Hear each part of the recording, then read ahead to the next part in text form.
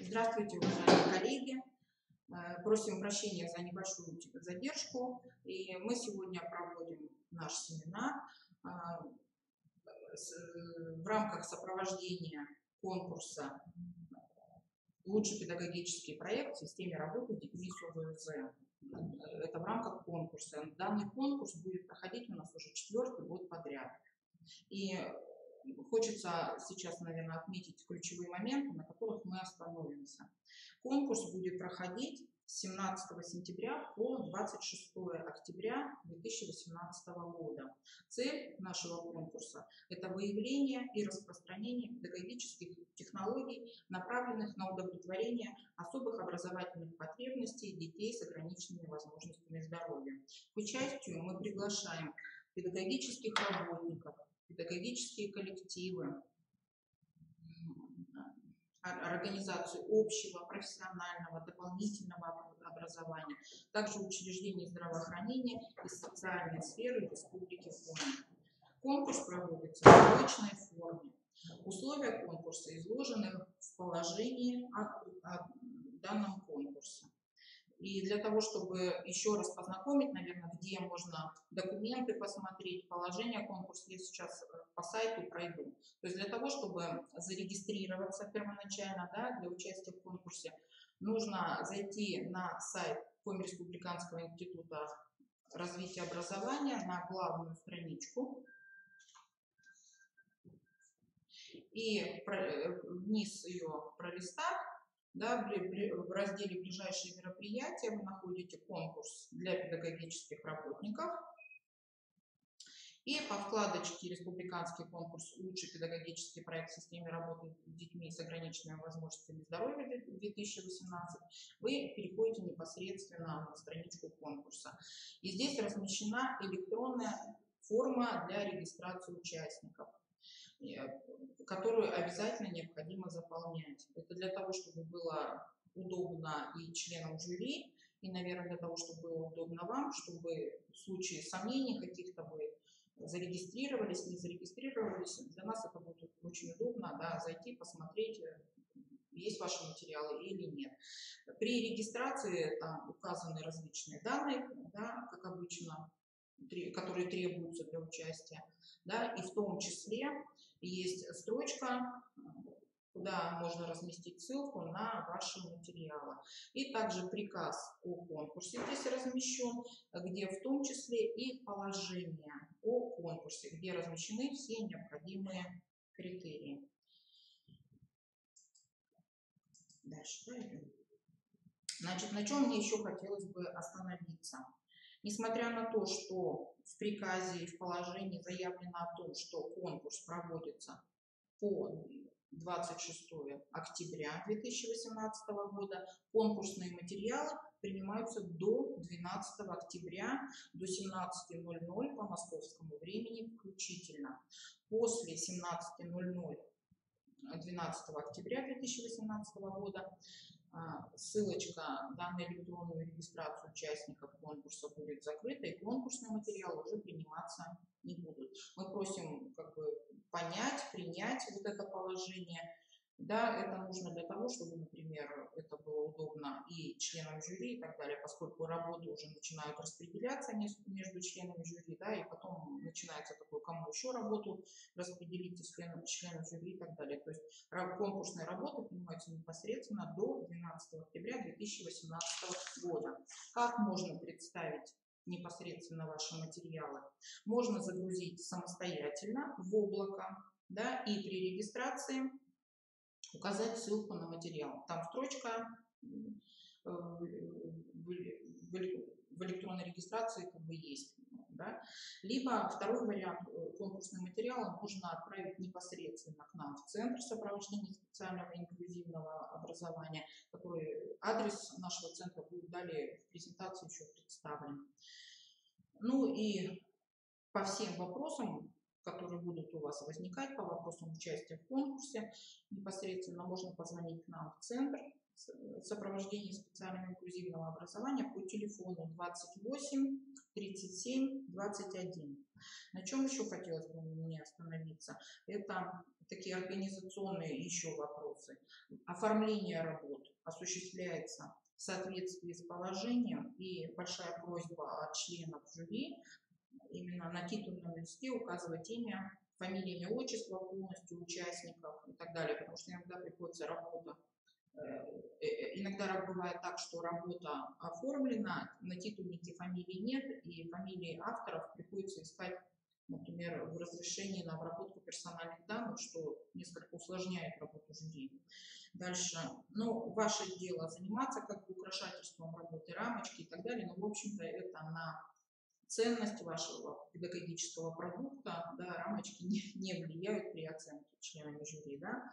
И, конечно же, самое главное – это соблюдать требования, которые предъявляются к проектной, да, деятельности, и на этих требованиях подробнее остановится Новикова Ирина Дмитриевна, кандидат педагогических наук, доцент, методист Центра сопровождения специального и инклюзивного образования. Я сейчас слово передаю Ирине Дмитриевне.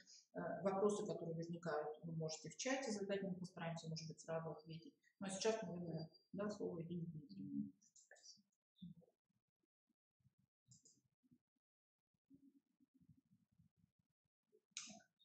Здравствуйте, уважаемые коллеги.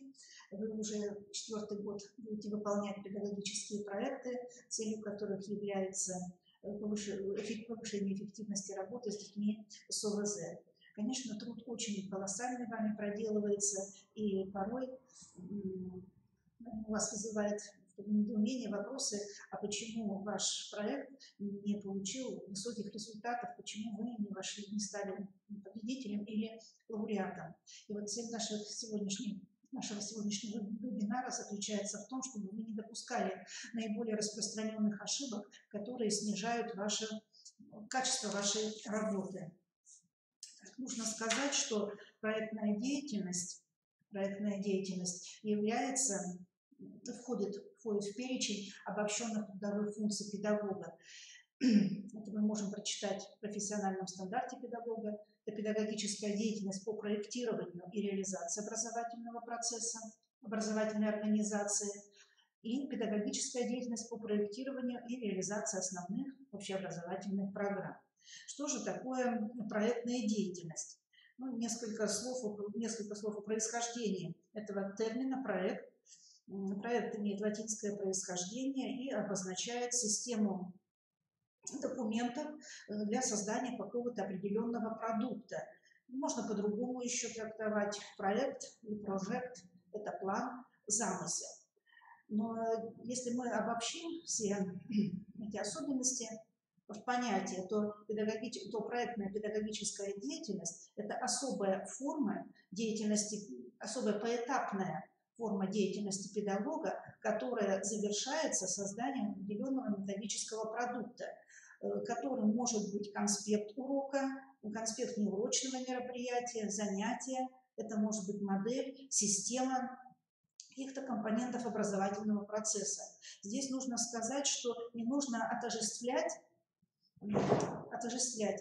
саму проектную деятельность, как, еще раз повторяю, этапный процесс с продуктом. То есть проектная, у нас идет конкурс не представленных конспектов занятий, не представленных программ, а именно идет оценивание того, как вы можете планировать деятельность по разработке нового продукта с целью повышения качества образования. И в результате педагогической деятельности и проектной деятельности всегда происходят изменения.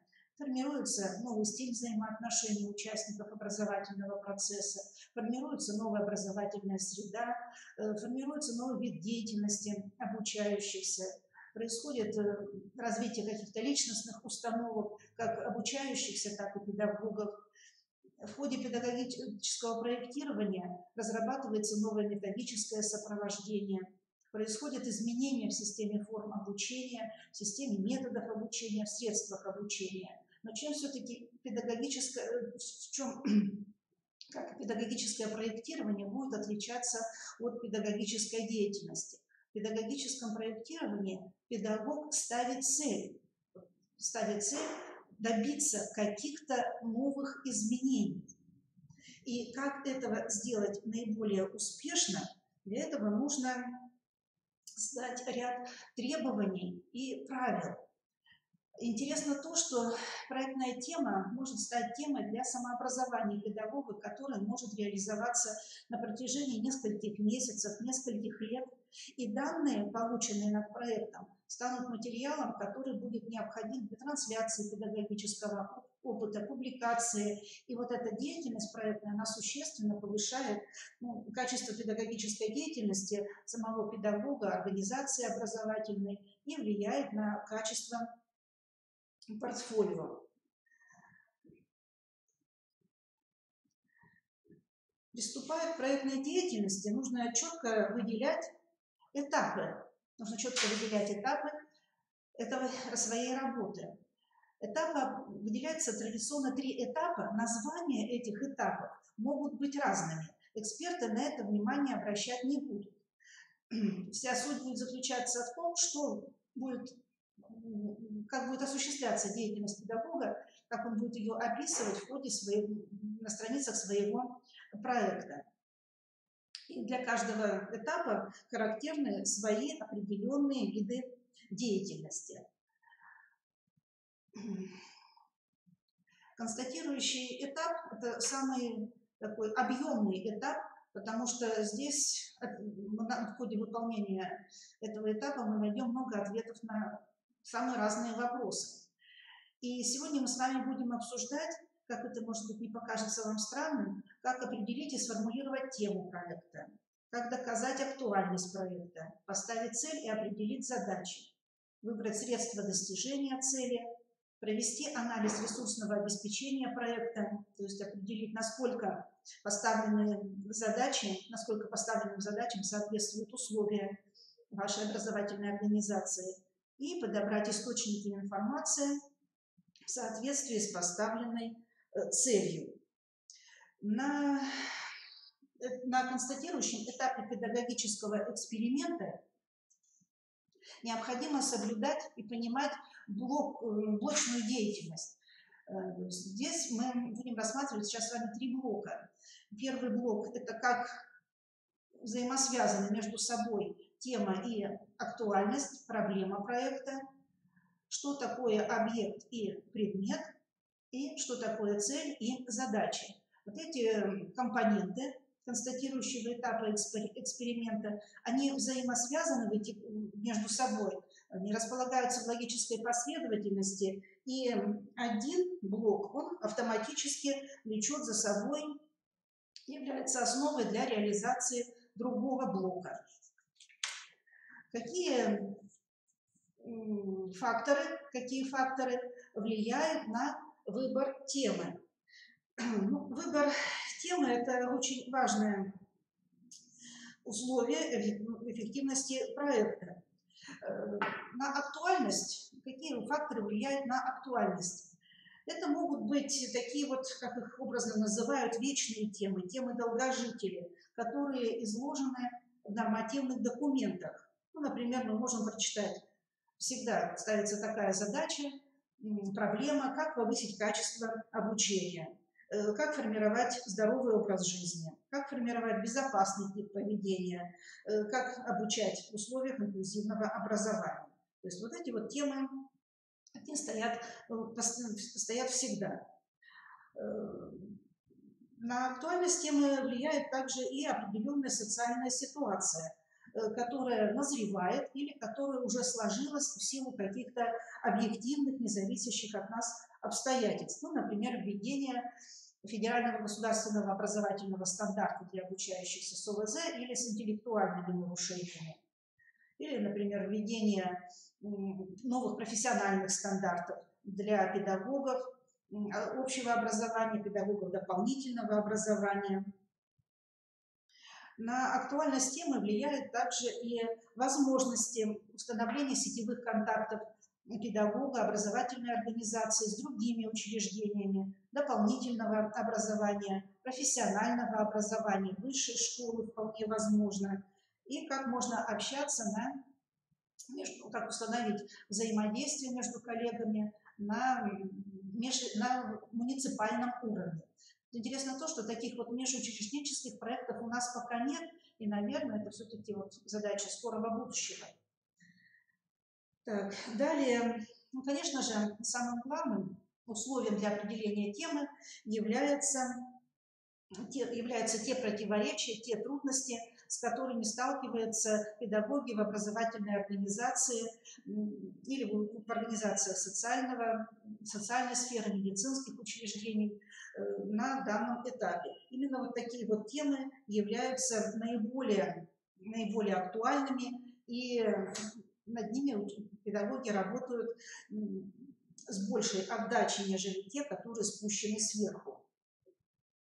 Актуальность темы может основываться на проблемах личного характера. Ну, например, педагог обучается на курсах повышения квалификации, и в ходе этих занятий он для себя ставит какие-то новые профессиональные задачи. Сейчас также на выбор темы могут влиять обучение в аспирантуре или обучение в магистратуре, где перед педагогом раскрываются новые какие-то перспективы теоретического и практического исследования.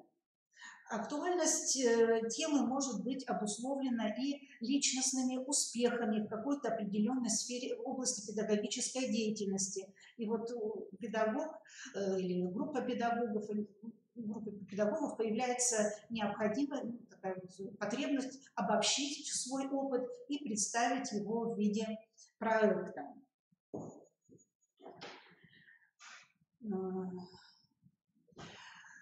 Название проекта – дело очень кропотливое и сложное. Вот сейчас мы с вами посмотрим ряд названий проектов, которые были предложены в предыдущие годы. Вот. Как видите, вот это вот первый блок названия проекта, он такой, имеет в основном такие, как говорится, творческие названия, но эти названия эти темы, представленные здесь, они ни о чем не говорят. То есть, что здесь делается, для каких детей организован этот проект, чего хочет добиться педагог, непонятно. Так, и вот такая вот тема, вот посмотрите. Планирование и организация работы с детьми с ограниченными возможностями здоровья и их социализация в образовательном пространстве школы. Ну, здесь это последняя тема, она разработана с претензией на научную грамотность, но если начать ее глубоко анализировать, то то же самое. Здесь мы найдем ряд ошибочных действий проектанта. Так вот наша задача разобраться, а как же нужно правильно планировать название темы. Все это темы неправильные. Тема педагогического проекта должна быть четко сформулирована и предполагать однозначное понимание. Ну, то есть, например, если бусинки, что это за бусинки, на уроках трудового обучения или на занятиях они используются, для счета или используются, то есть непонятно. Вот тема четко должна быть сформулирована, локализована и отделена от других близких и смежных тем. Обязательно в теме должно быть указание на предметную сферу исследования, чтобы была возможность тщательно изучить исследуемую проблему и таким образом сузить поле деятельности. Далее нужно определить предмет исследования и направление поиска.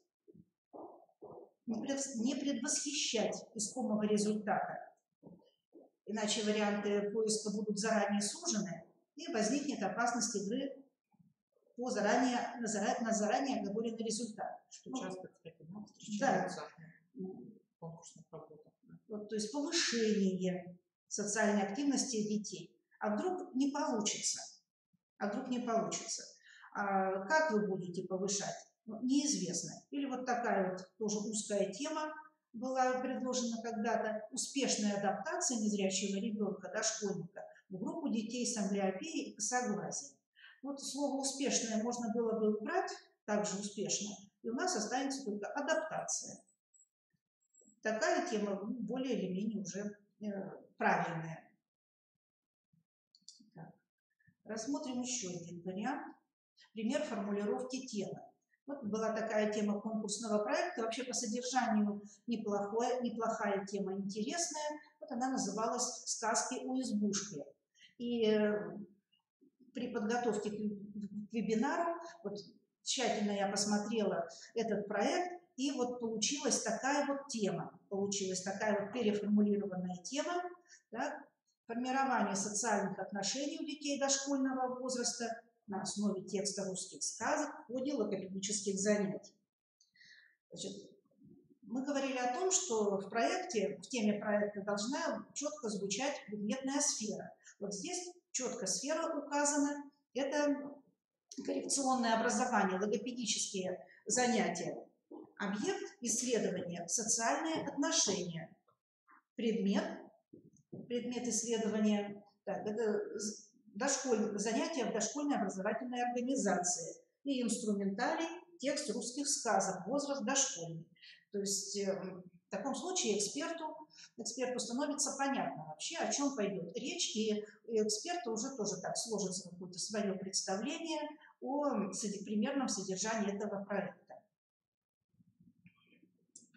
Вот мы для закрепления мы сейчас с вами проследим эволюцию такой вот интересной темы. «Будь здоров, говори красиво». Ну, наверное, все-таки здесь предметная сфера будет какая?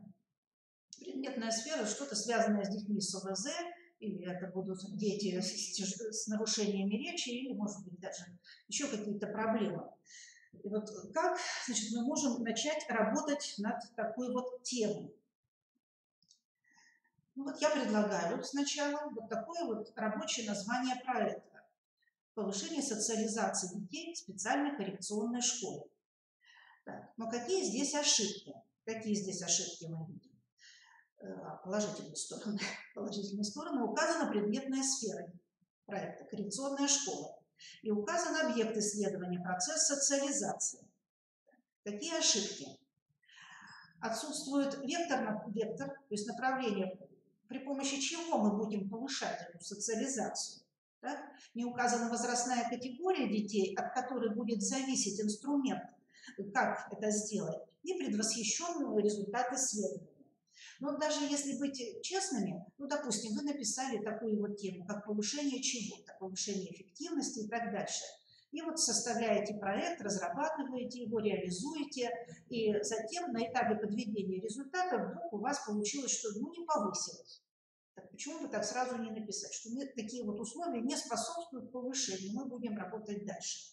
Как говорят ученые, отрицательный результат – это тоже результат.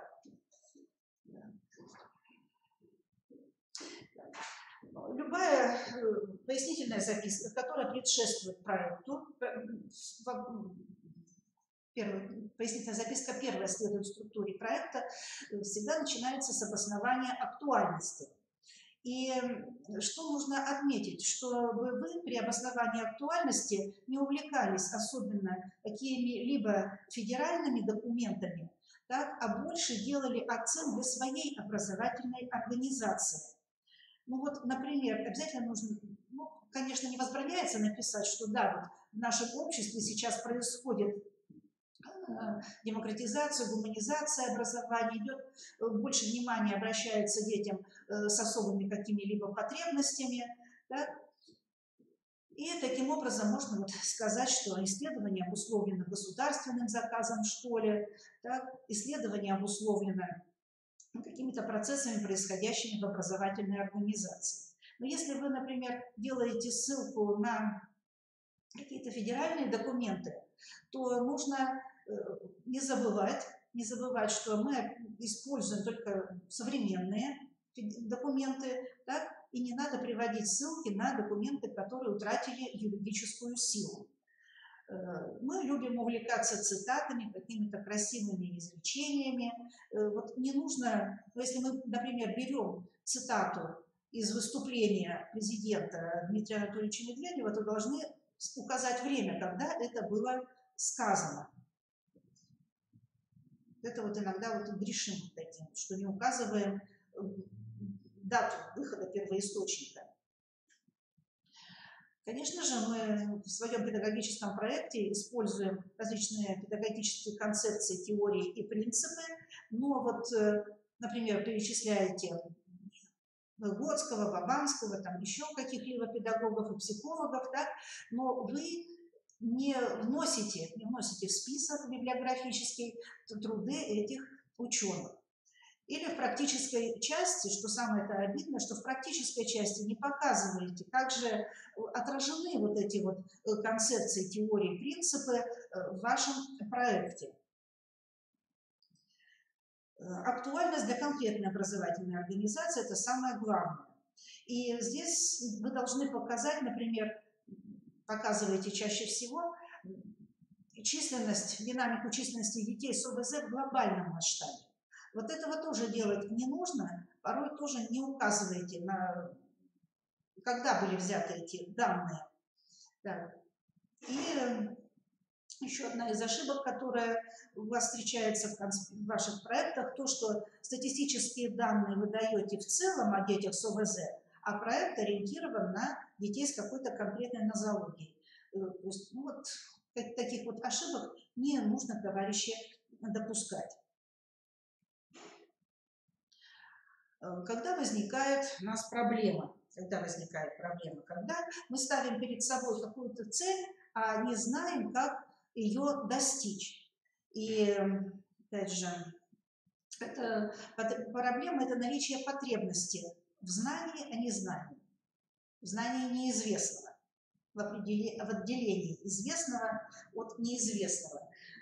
Если же нам ничего не будет известно, то тогда проект будет получаться такой разносторонний, вы будете кидаться из одной крайности в другую, то есть поэтому нужно четко определить, что вы знаете, а что не знаете для того, чтобы достичь какого-то искомого результата. Иногда бывает так, что вам все известно, нет проблемы. И вот на этом месте вдруг начинаете, грубо говоря, изобретать велосипед, то есть делать то, что уже давным-давно известно.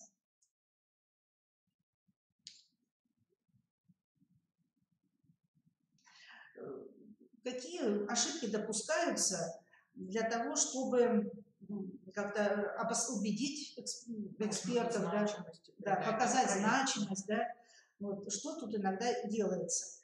Ну вот, например, начинаете освещать проблему на глобальном уровне, в мировом масштабе начинаете, мировой масштаб, потом переходим на федеральный уровень. Так, а ведь все это время у вас уходит на всю эту характеристику ненужную, и потом в итоге-то актуальность так она получается не освещена.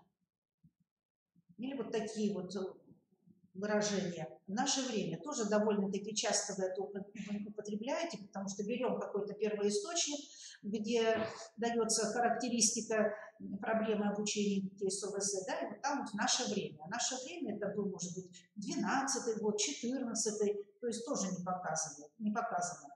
Тут как раз уместно на уровне учреждения, да, диагностику привести, что, например, за последние 3 года в конкретном учреждении, да, увеличилось количество детей, например, с тяжелыми нарушениями речи. Да? То есть вот это вот, да, то есть сразу же выходим лучше на свою собственную организацию. У нас глобальные проблемы, конечно, тревожат, но не до такой степени, что мы отвечали за все человечество. Иногда вы начинаете писать целое эссе. Вот обратите, пожалуйста, внимание. Так? То есть такие вот словесные рассуждения тоже не обосновывают актуальности вашей темы педагогического проекта.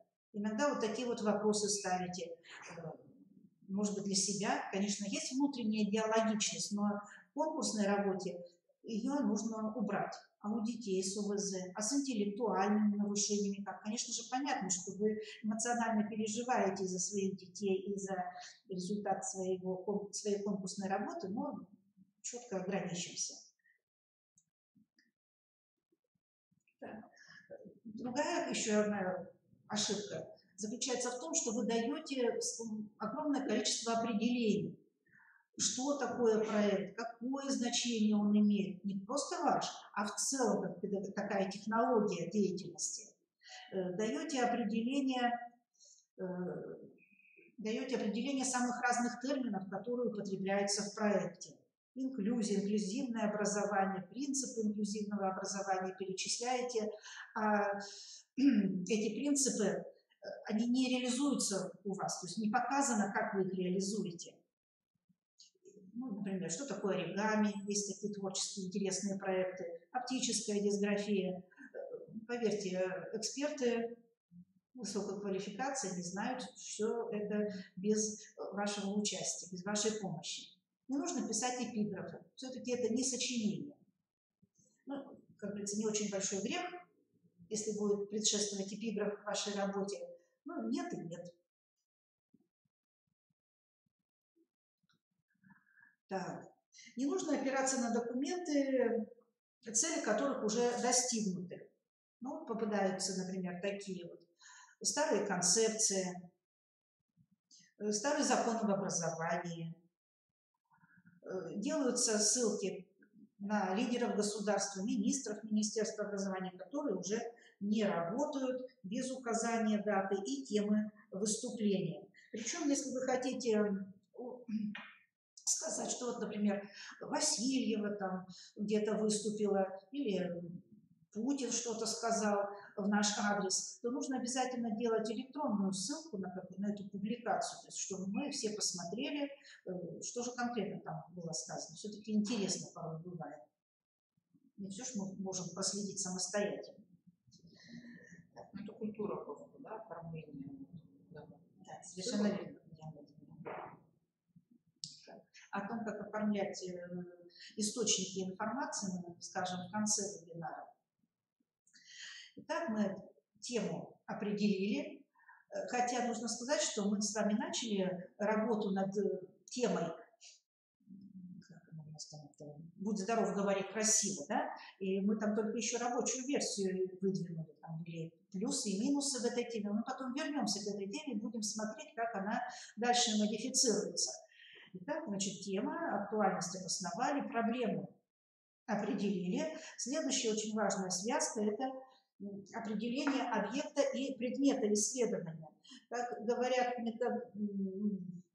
ученые в сфере методологии, вот мы видим здесь предметная сфера. В этой предметной сфере мы выделяем объект. А уже объект может, в объекте мы выделяем несколько предметов. Там может быть 4, 5, может быть больше предметов. То есть вот что это такое? Что такое объект и предмет исследования? Вот нужно обратить ваше внимание на то, что объект и объект исследования – это всегда или процесс, или это система, или это модель чего-то. Но никогда мы не пишем, что это, никогда не говорим об объекте как о глаголе. Мы никогда не говорим, что объект – это формирование чего-то. Объект – это процесс формирования уже чего-то. Это учебно-воспитательный процесс, это учебная деятельность. Или это система, или это модель. Модель управления, система форм обучения, методов обучения. Ну, то, что нам уже это давно известно. Но вот объект, значит, запомним, да? Это поймем, это всегда существительное. Это всегда существительное. В объекте, простите, так, посмотрим дальше модификацию нашей рабочей темы с учетом того, что мы выделим объект исследования. Процесс формирования социально активной личности в специальной коррекционной школе. Итак, мы выделили объект, и получается следующая тема, уточненное название темы. Процесс формирования социально активной личности в специальной коррекционной школе. Ну, то есть уже представьте, что у нас было в начале «Будь здоров, говори красиво», и вот теперь такая вот идет эволюция темы, что здесь еще недостаточно хорошо. Так, простите. Так.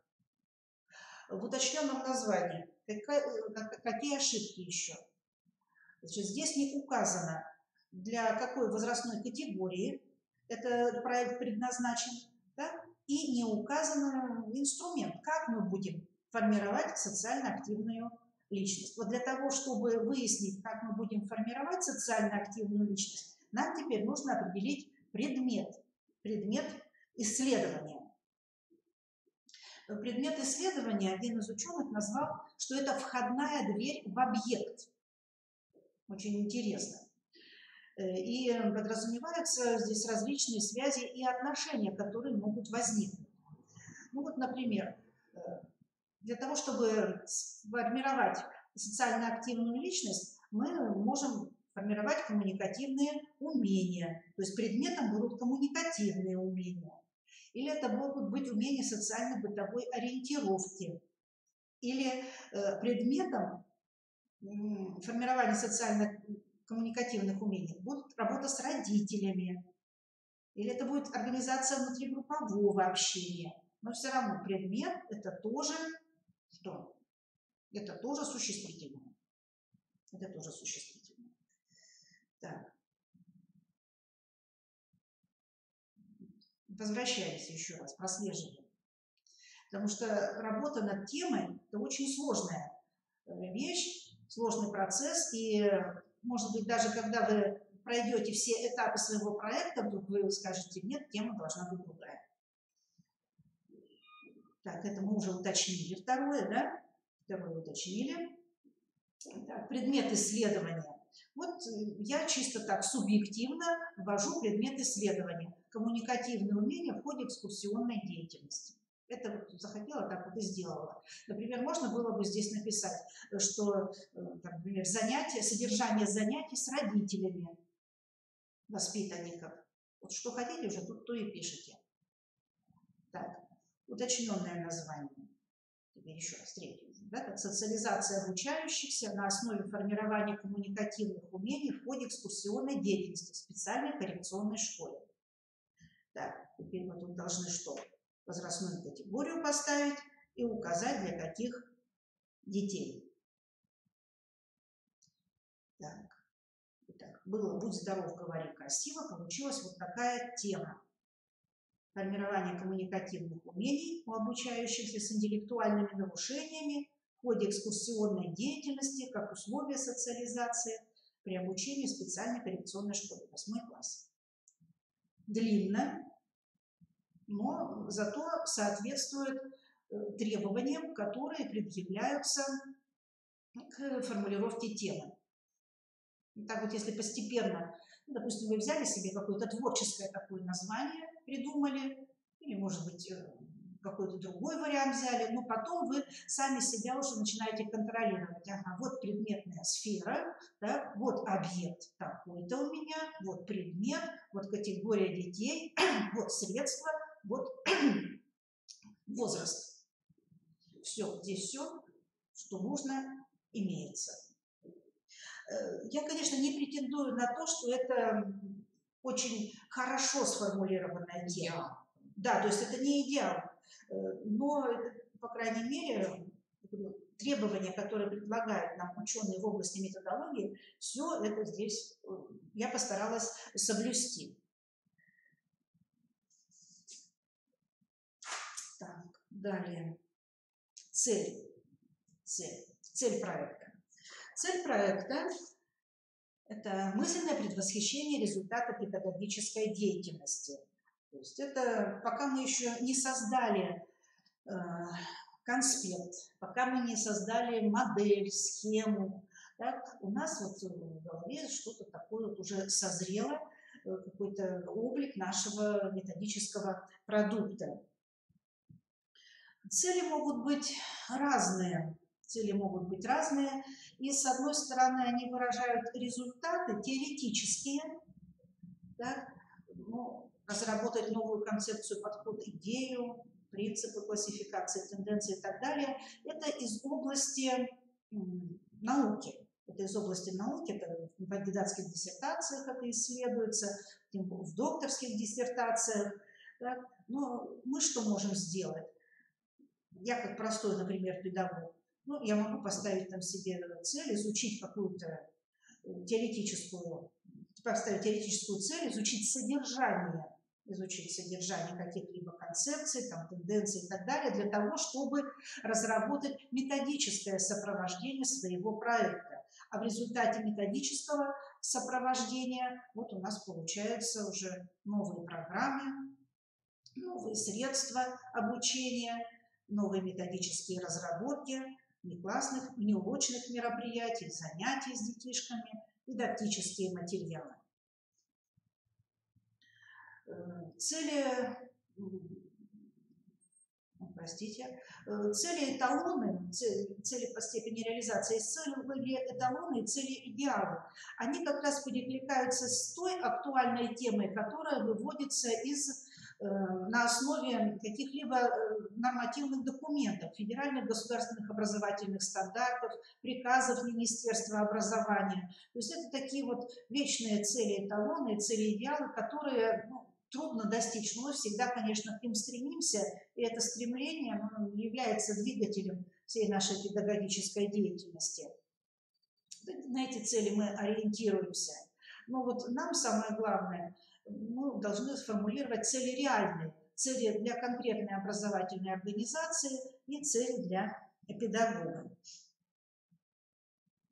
Цели по виду продукта исследовательские и практические. У нас в основном преобладают практические цели. Есть педагогические коллективы, которые занимаются разработкой модели, какого-либо сопровождения, какого-либо сложного процесса. То есть это уже методисты делают на уровне управления образования, методических кабинетов. Да? А если мы берем просто образовательную организацию, то здесь чаще всего у нас конкретные практические цели, на которых-то мы, по сути дела, и живем, и работаем. Посмотрим нашу цель. То есть, создать условия для формирования коммуникативных умений, обеспечивающих социализацию обучающихся с интеллектуальными нарушениями при обучении в специальной коррекционной школе 8 класс в ходе экскурсионной деятельности. Если сейчас кого-то смущает то, что в рабочую цель, по сути дела, перешло все название проекта, это ничего страшного, то есть так оно и делается. Так оно и делается. И рабочая цель, да? Так, рабочая цель. То есть вот как раз здесь и понятно, что мы будем делать. Условия для чего, в каких условиях эти условия, для кого и как эти условия будут создаваться. То есть не бойтесь, если у вас так вот в процессе работы получится, что в цель плавно перекочует вся тема проекта, все название темы проекта. Это так оно и должно быть. Так и должно быть.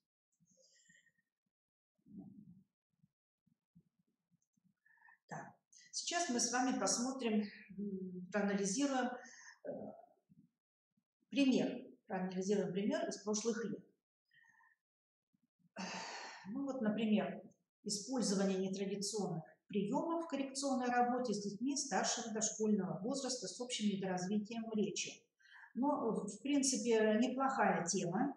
Можно сказать, что здесь практически нет ошибок, не будем сейчас вдаваться в анализ. Только вот слово «использование» здесь лишнее. Можно было просто ограничиться тем, что нетрадиционный прием. Все. Давайте посмотрим проектант, какие цели ставит. Так. Повышение уровня коррекционной работы с дошкольниками посредством использования нетрадиционных приемов работы. Цель проекта, то есть получается, что да, мы этот проект ради чего затеваем? Для того, чтобы повысить уровень. Так? Но что здесь, какой результат получится?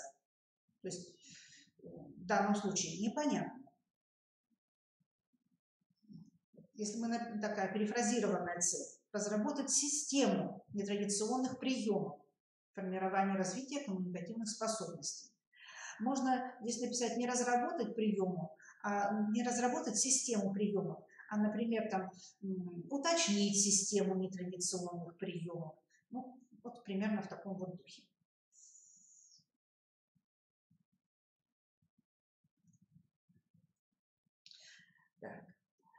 Для того, чтобы реализовать цель, нужно определить задачи. То есть это те действия, которые нужно выполнить для достижения цели. Задачи традиционно их выделяют 4 вида. Так, и задачи совпадают с этапами педагогического проекта. Важно при этом, чтобы результат решения задачи совпадал с целью педагогического проекта. Чтобы все задачи, они как раз замыкались на поставленной вами цели. Здесь необходимо обязательно заниматься самоконтролем.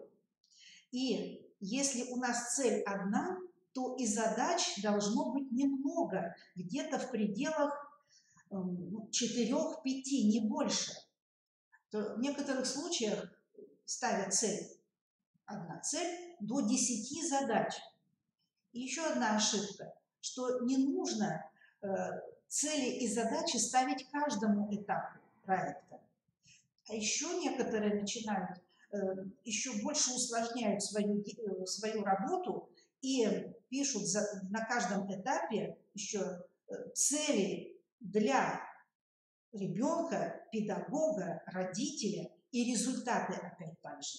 Это может быть приемлемо для текущего какого-то конспекта занятия, да? Но так подробно описывать не нужно.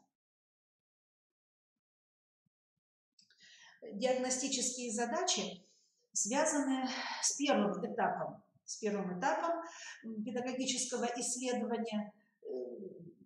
Чаще всего называют диагностический этап, теоретический этап, подготовительный этап, потому что на этом этапе идет в основном теоретическое изучение основополагающих каких-либо документов, да, проводится диагностика исследуемого какого-то качества личности, процесса или явления. И методы здесь имеются и методы подбор литературы, ее анализ, обобщение, педагогическое наблюдение или разработка, подбор, поиск каких-либо инструментов для диагностики уровня знаний, качеств личности.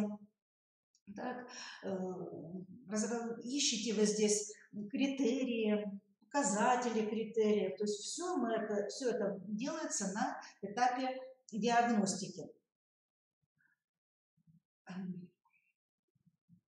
Теоретические задачи. Тоже эти задачи решаются на первом этапе до выявления структуры исследуемого процесса, факторов, движущих сил развития системы и процесса. Да? То есть здесь вы как раз изучаете литературу по педагогике, по дидактике, по психологии, да? То есть выделяете именно те теоретические положения, на основе которых и будут разрабатываться ваши какие-то конкретные практические продукты. Да. Опытно-экспериментальные задачи – это как раз формирующий этап эксперимента. Да? Здесь вот вы уже начинаете заниматься внесением каких-либо изменений в свою сложившуюся деятельность или начинаете строить эту деятельность совершенно по-новому, чтобы получить какие-то новые качественные изменения.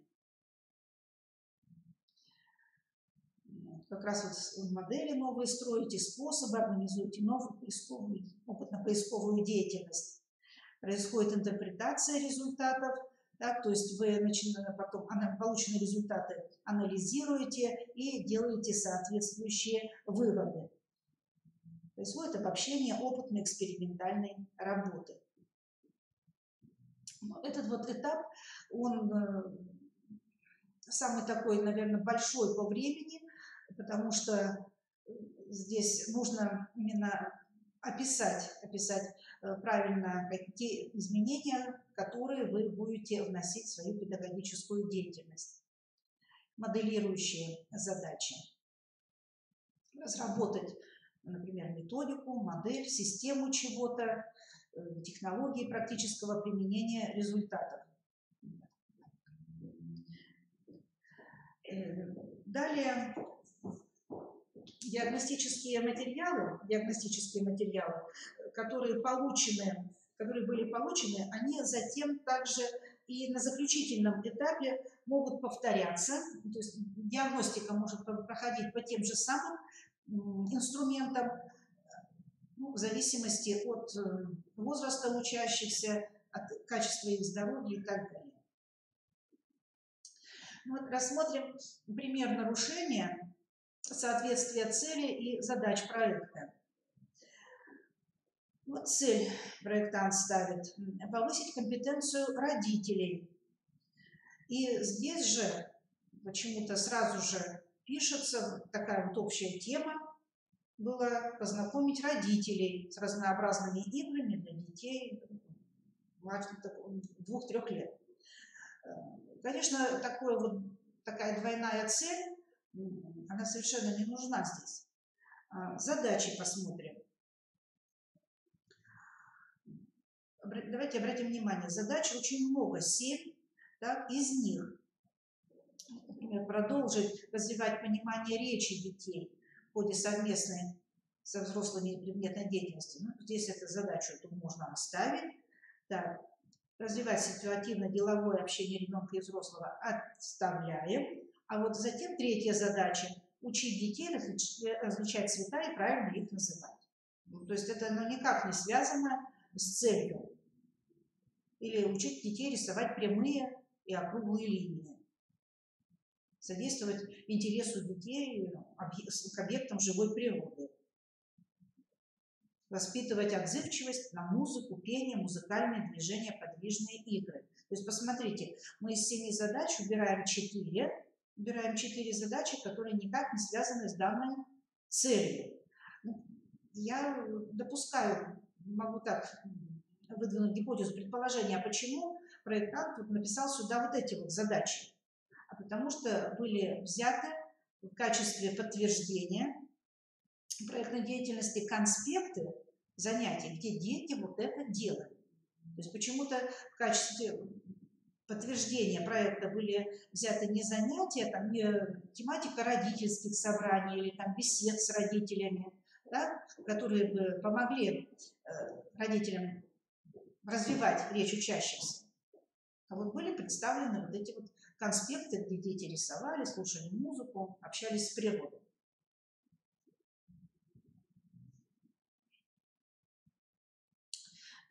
Самый такой еще важный вопрос – это есть ли в проекте новизна. Конечно, есть теоретическая новизна, научная, но, опять же, мы говорим о том, что проводим проект именно в образовательной организации. Поэтому зачем скрывать, что вы, может быть, для себя что-то установили новое, открыли новое. Поэтому можно теоретическая новизна исследования заключается в том, что вы там что-то обнаружили, уточнили, дополнили. Вот такие вот шаблонные, такие вот клише предлагаются. Но брать за основу обоснования своей новизны проекта какие-то выдержки, выжимки из научных рефератов, из диссертаций, этого делать не нужно, потому что вы никак все равно не сможете соединить то, что делал диссертант, и ваше исследование. Там все равно сразу все это видно, все что-то белыми нитками.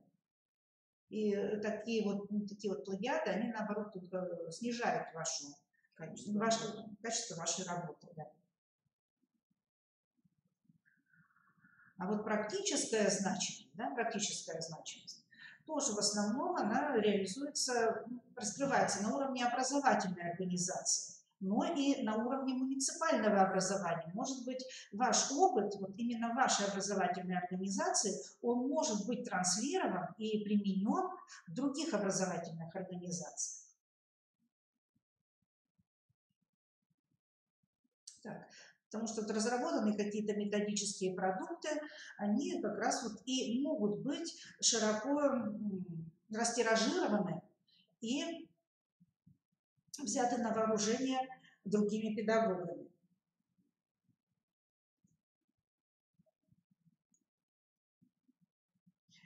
В начале вебинара я говорила о том, что педагогическое проектирование можно рассматривать как особый вид научного исследования. А любое научное исследование, оно всегда завершается в какой-то, транслируется всегда в какой-то определенной форме. Это тезисы, статьи могут быть, это может быть статья, это могут быть доклады, это могут быть мастер-классы, которые вы проведете перед своими коллегами. И вот когда вы выполните вот все вот эти вот этапы, о которых я говорила ранее, то вы сможете обосновать свое выступление конкретными и теоретическими выводами, посылками, да, и практические у вас будут результаты, и получится очень хорошее педагогическое исследование. Вот на этом слайде вы найдете те вопросы, которые рекомендуют для описания практической значимости педагогического исследования. По-моему, я уже их все озвучила. Так? Если что-то будет непонятно, вы спросите. Так. Какая ошибка возможна при описании основной части? Вот основная часть, она самая главная. То есть здесь вы в этой основной части показываете, как теоретические выводы вы преломляете в ходе своих занятий. И совершенно не обязательно представлять все занятие. Все занятие. Вы показываете только фрагмент этого занятия, на котором-то и применяете наиболее эффективно со своей точки зрения какие-то заявленную задачу, цель. Так? Ну вот, например, была такая рекомендация для экспертов. В таком-то приложении можно будет изучить всю интеграцию уроков по теме «Неделя Республики Коми». Кто будет это изучать? Я, может быть, ее изучу с большим удовольствием, или Татьяна Владимировна, но выводы-то мы можем сделать совершенно разные. А что хочет проектант в данном случае? Ну и я здесь специально не исправила. Республика написано с маленькой буквы. И, иногда, конечно, у вас бывают ошибки, мы все делаем орфографические какие-то ошибки, стилистические. То есть вот на примере эту ошибку не повторяйте в описании своей основной части проекта. Конспекты, они прикладываются в подтверждение тех выводов или тех рекомендаций, которые вы делаете в основной части.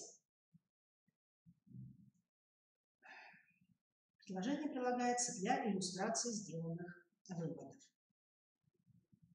Оценка полученных результатов тоже очень важный момент. И демонстрирую вам образец, слишком заумной такой вот оценки полученных результатов. Речь идет о коррекционной школе. И педагог пишет, что дети 3 класса, то, что мы там чего-то они не знают, полное отсутствие знаний Республики Коми. Понятно, если в тест будет включено то, чего дети еще не изучают. Это еще одна сторона вопроса. Непонимание и неумение осмыслить региональный компонент. Да, все ли педагоги осмысливают этот региональный компонент? Историю родного края, не умеют устанавливать причинно-следственные связи, обладают негибкостью мышления и так дальше. Пассивны в работе. И категоричные, такие глобальные выводы, которые, может, не совсем соответствуют даже той ситуации, которая на уровне учреждения, или особенностям детей. Да, то есть соотношение не учитываются особенности детей. И вот тут у нас еще одно из требований, которое имеется в положении, это ожидаемые результаты и их диагностичность, то есть как проводить диагностику. Или как можно оценить, да? Да, как можно оценить полученный результат. Диагностичность. Вот, например, в данном проекте, который был посвящен формированию гражданско-патриотической позиции учащихся 3-го класса специальной коррекционной школы, вот вообще не было указано на то, при помощи каких тестов это делалось, да? При помощи каких тестов это учитель делал, как шла обработка этих полученных результатов. В какой-то из работ было сказано, что использовались диагностические материалы, опубликованные на сайте библиотеки Самуила Яковлевича Маршака, но мы, эксперты, не могли выйти на этот сайт и посмотреть, а что это такое. Был ли за диагностические материалы, что там за тест был, викторинный, наверное, какой-то вопрос был, какие-то были викторинные вопросы. И в таком случае вот эти диагностические материалы, они тоже выносятся в приложение, и тогда создается полное представление о том, как же происходило измерение полученных результатов. Ну, в данном случае вот мы видим, уровни выделены правильные уровни. Ну, можно здесь и по-другому их называть: низкий уровень, оптимальный уровень, высокий уровень. То есть это не принципиально, как вы назовете эти уровни. И вот, например, учитель провел вот эту вот диагностику, да, и в обосновании актуальности как раз нужно сказать, что вот у детей там знания о Республике Коми находятся на низком уровне. В завершающей части своего проектного исследования педагог пишет о том, что вторичная диагностика проходила по тому же самому тесту, дети показали более высокий результат. Какой? То есть можно было бы сравнить вот эти вот две секторных диаграммы до начала проектной деятельности и в конце проектной деятельности.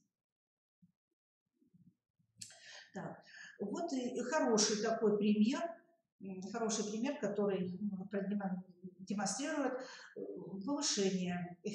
повышение результатов обучения в ходе проекта. Но у проектанта не были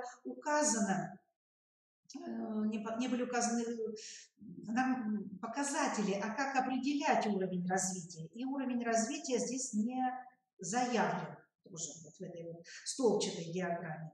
Ну, непонятно, что обозначают цифры, которые обозначены по вертикали. Что такое 30, что такое 25. То есть непонятно было, как хорошо это. Да, то есть как происходило измерение, определение уровня развития, не было описано нигде. Или развитие связанной речи. Но здесь тоже вот так вот хорошо видно, что по годам сравнивается, да?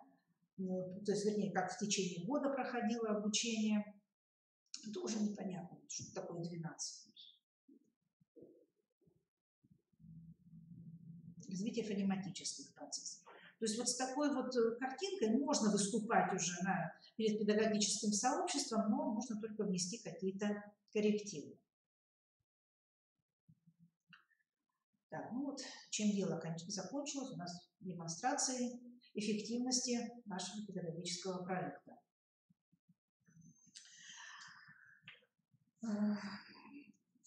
Оформление списка литературы относится к категории информационной компетентности педагога, и нужно уметь правильно оформлять источники, которые мы использовали для разработки проекта. Но неправильно. Что здесь неправильно? Ну, во-первых, название книги взято в кавычки. Да? Не указано издательство в Москве, не указано количество страниц этой книги, и после цифр года стоит буква «Г». И не надо ставить букву «Г». Значит, и мы попытались переделать правильно. Значит, посмотрите, убрали кавычки, так, косую черту ставим перед словом «редакция». Так. Затем издательство, но так как автор не дал издательство, мы его, ясное дело, не писали, но оно тут должно быть. И количество страниц в этой книге. Неправильно. В кавычках название, издательства нет, буква «Г» стоит. Правильно, таким вот образом. Неправильно. Сказки-пересказки. Правильно. На первом месте всегда ставим фамилию автора.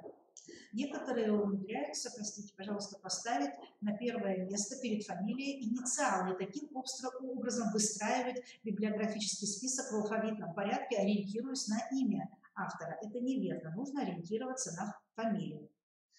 Так, ну, нигде не указано было, что за издательство, количество страниц. Под цифрой 4 показан образец оформления статьи. Слово «журнал» дефектологии не пишем, слово «журнал» не пишем, а указываем две косых черты. Дефектология, журнал ли, газета ли, так, тире, год сначала мы ищем, да, а потом номер. А не так, сначала номер, а потом год. И указываем количество страниц, на которых... ссылка на ту статью, да, которая заявляется. Вот. И электронные ресурсы. Давать просто перечень электронных ресурсов без их названия не есть хорошо. Потому что если присмотреться и поискать по странице, да, которая нам высвечивается на экране, то мы всегда найдем или хотя бы название этой работы. При желании нужно стремиться искать автора. Давать просто ссылку на сайт, мол, а ищи там, что хочешь, да, это нехорошо. Выстраивается библиографический список в алфавитном порядке, и затем вы делаете ссылки в тексте основной работы на библиографический номер. В каких скобках писать? В круглых или в квадратных? Поверьте, нам это не принципиально. Ну, есть просто определенные стандарты. Ну, да, мы стандарты... на них останавливаться, да, не будем. Да. Ну, просто вот, да, примеры привели, как правильно и неправильно. Да? Поскольку это тоже педагогическая компетентность. Ну, напишите в круглых, там не суть важно. Вы можете спросить у библиотекаря, как правильно оформлять библиографию.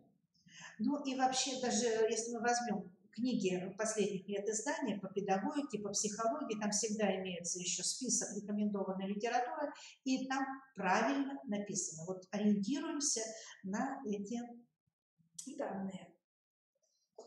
Так, ну, наверное, литературе уже все. Так, представление педагогических результатов я уже, извините, сказала. Пожалуйста, вот еще раз говорю, что порой вот мы так вот думаем, да с чем я пойду? С чем я пойду? Но если я просто провожу занятия, как все, конечно, мне не с чем будет пойти. Но если вы свое занятие обоснуете теоретически, да, так, а еще лучше, если у вас уже будут какие-то результаты, то с ними уже точно можно идти и выступать перед аудиторией. И вот еще такой вот момент, как раз тут заговорили о результатах. Иногда бывает так, что вы присылаете проект, который уже был реализован. Там, пишете в 15-м, в 16-м, в 16-м, 17-м году проект был реализован. Но нет никаких результатов этой реализации. То есть как что изменилось у вас, у детей, или как изменились там родители, чему-то они научились, как-то повысилась их активность, грамотность, да. То есть ничего не написано. То есть вот все силы ушли на то, чтобы оформить конспект. А конспект не описан, и результатов нет никаких, нет критериев, по которым будете определять результаты. Ну и получается, не достигли того уровня, который должен быть в педагогическом проекте. Вот сегодня перед вебинаром был звонок, спрашивали, а если у нас вот ничего нет, так на то и проект, чтобы что-то спроектировать и внедрить в учебную практику. У нас в положении указано, что когда будет проходить фестиваль, конференция, так, форум педагогический, и будут организовываться секции, вот именно инклюзивное образование, да, то мы можем приглашать участников нашего проекта для того, чтобы они продемонстрировали свои результаты. Надо сказать, что мы приглашаем уже, да, и приглашали победителей, лауреатов предыдущих каких-то конкурсов, например, на наши семинары, на какие-то даже на курсы повышения квалификации. Такая возможность тоже есть, трансляция дальнейшая своего педагогического опыта. Так. Ну, по-моему, мы все сказали. Сейчас мы еще посмотрим чат, может быть, есть вопросы какие-то сейчас. Так, тут все уже, да? Смотрим, есть ли вопросы. 10 человек смотрят. Так, ну вопросов нет. И где трансляция? Мы честно провели трансляцию.